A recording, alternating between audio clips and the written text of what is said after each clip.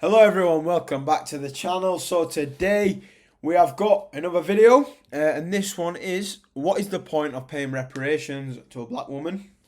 Julia Hartley-Brewer on slavery. It's going to be an interesting one, 7 minutes long. Let's get straight into it. Lloyds of London are set to invest £52 million in, I say invest, it's not going to invest, is it? Reparations to racial equality. I don't know who wrote this. Let's just completely ignore that. They're going to pay £52 million in reparations for their significant role in the slave trade. That's a bit easy. Ridiculous. This comes after an 18-month review found that the insurance market was playing a quite central role to the maintenance of slavery. Basically, they were insuring the ships carrying the African slaves across the Atlantic. Well, joining me to discuss this is broadcaster and journalist Afia Hagan, regular here on Talk TV, of course. Good morning to you. Morning. I'm not a fan of reparations. I'm not entirely sure that people in the 21st century should be apologising for and trying to make good for horrible things that happened in the past, because those things were already made right hundreds of years ago. We actually solved this problem. We abolished slavery. We apologised for slavery. And it was actually Great Britain who apologised and abolished it. It was the white people who actually sorted it out and actually apologised for what Britain had done, which were absolutely horrendous. Slavery was absolutely disgusting and it definitely should be acknowledged. But I don't think that it should be brought up in a way that people think that they should be paid or get reparations for something that happened to their ancestors hundreds of years ago. I just think that's absolutely ridiculous. The past, pretty much until 100 years ago, was horrible for virtually everyone. Some people had it more badly than others, but pretty much everyone had a horrible, horrific, terrible life. And I'm not entirely sure what reparations do to solve that. Why do you think this is a good idea? 52 million quid. Well, the thing is, the UK government only finished paying back compensation to slave owners. So that was owners of enslaved people who lost their commodities when slavery was abolished in 1833. We only finished paying that back in 2000. It cost the country a fortune to abolish slavery. Okay, but I don't think that should have even happened. They shouldn't have been paid. I disagree that they should have been paid. It's a lot of shit. They should have never been paid. £300 million, £20 million in 1833, £300 million in today's money. So, and at that point, that was compensation paid back to slave owners. But at no point has any reparations been paid back. And I don't just believe that reparations should be money. I think it should be actions as well. But no reparations have been paid back to enslaved people and their descendants. Well, there can't be to enslaved people because they died a long time ago. Of course, and millions of African people died in the journey trying to just make it to the Americas, to the Caribbean, wherever. Yeah. And reparations, the definition of it is redressing gross violations of human rights, which enslaving millions of people was. Clearly. And it's not just about the money. It's also about redressing inequalities that exist today, which are a hangover, if you will. And certainly look, America, until very, very recently. It is about the money. Because I guarantee, if you paid all the reparations, it won't be a problem anymore. It'd be forgiven. So it kind of is about the money, isn't it? What else can we do? If we apologise, that's not enough. Anything we do is not enough, but now you're demanding money. If we give it you, is that enough? Is it? Or is that not enough? And you'll want something else after that and something else after that. And it's never going to end. The point is, when does it end? And for people like this woman and Aman, it doesn't. They just want... They just want everything. They don't want to accept that it's in the past. Only, in our lifetime, certainly in my lifetimes, the people did not have equality as a result of that. Different situation here in the UK. We didn't import slavery. People who live in this country are people who have chosen to live in this country. But you're in a situation where, look, it was black Africans who sold other black Africans to white Europeans to sell to plantations in America. It was an appalling abomination of a crime. It has happened in every society, every empire, throughout history. It is still happening now. Far more black Africans were sold by Arab slave traders to go east. All of it was horrific and awful. Thank God we helped abolish it. I think Britain should stand proud in the world for the fact we were the first empire to say, no, we're going to abolish this.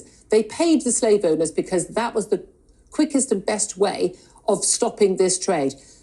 What is the point of paying reparations now to, say, for instance, a young black woman like yourself?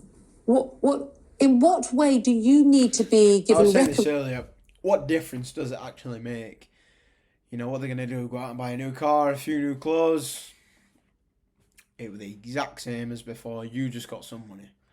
It was the exact same. Nothing has actually changed. You just received money. That's it.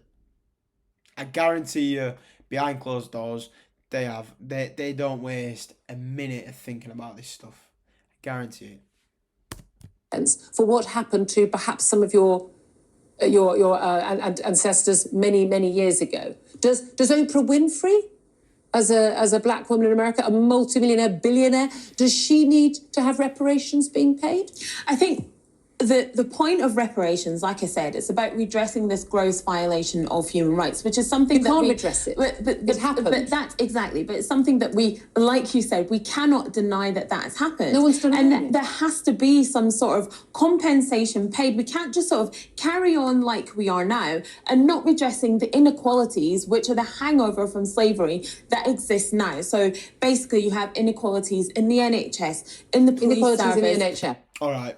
As she said, NHS and police service is inequalities. I see just as many white doctors as I do black doctors. I see just as many black cops as I do white cops. So that's a load of shit. I don't think there's any equality in jobs in this country, for race anyway. I don't think that's true at all. You see just as many as you do other.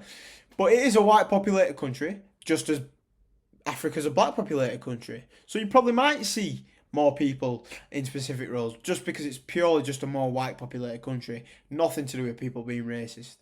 Nothing to do with it. Yeah, huge. Because of slavery. But the slave trade is responsible for inequalities in the NHS. The slave trade is responsible for the institutionalised racism that we have in different institutions in the United Kingdom. And why don't we ask May I have an example of that, please? Except the NHS and the police force, which I just elaborated why that's not true. From African states that now exist now, or who were responsible for selling, rounding up, capturing other African people and selling them to white Europeans. Why don't we ask those states for reparations? Why don't we ask the Italians to pay for the invasions of the Romans and the slavery of many people, the Celts and others here in the UK? I'm thinking, my family. I mean, this isn't a government payout, it's Lloyd's of London. They made millions from insuring ships carrying slaves. They literally they regarded human beings, because they were black, as cargo, as cattle, as commodity. They were not considered human. It's a disgusting thing. The world has changed now. Britain is part of the reason why that changed. What on earth is the purpose of those reparations? Nobody living today is directly affected by slavery. That's untrue, because, like I said... that's slavery. There are people in slavery. Like you're going to say because we still have the inequalities, which are the hangover of slavery. Give me an example. We still have the institutionalised racism in different sectors of society, which... Anywhere you go in this country, you will never see a job centre that says white only. Never. Anywhere in this country, you'll never see it. Started by... But we did see one show out of 26 shows that was black only, which is so racist to white people.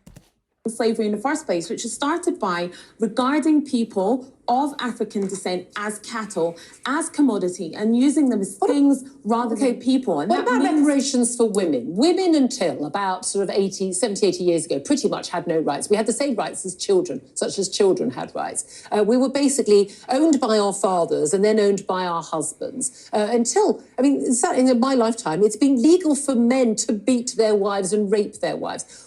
When are we getting our reparations from all the men? Because we're living under that subjugation. I mean, it's at some point you have to have a cut-off point in history. Yeah, you do have to have a cut-off point in history. Yet. I agree with that, but not just yet, because a lot of things that affect black people in this country, like I've said, like I will keep saying... Apparently everyone in the NHS is racist. Philip, I didn't say everyone in the NHS is racist. I'm paraphrasing the nonsense. The question is, where do you stop? And again, it's not all about skin colour, because you look at the Irish that were brought into Great Britain example, to the Irish, build the roads, to build everything else, and you know, in the 50s, it Irish was very literally common as got you went round, you segregated in saw this on country. the boarding houses, no blacks, no Irish. Exactly. So we're grouped in together. So I think the issue is whenever we all try and I just think where we're still harping on about the past, and again, the horrible crime took place. I don't think we can build for the future. That's what I fear. We're going to talk. We're walking on cold coals, ladies and gentlemen. We are walking on cold coals, and we're not focusing on the hot ones, the actual problems at the minute.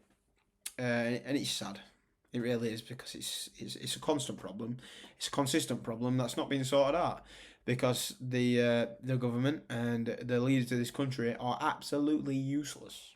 So, yeah, I'm going to leave it there. Thank you guys very much for watching, and I'll see you in the next one. Peace.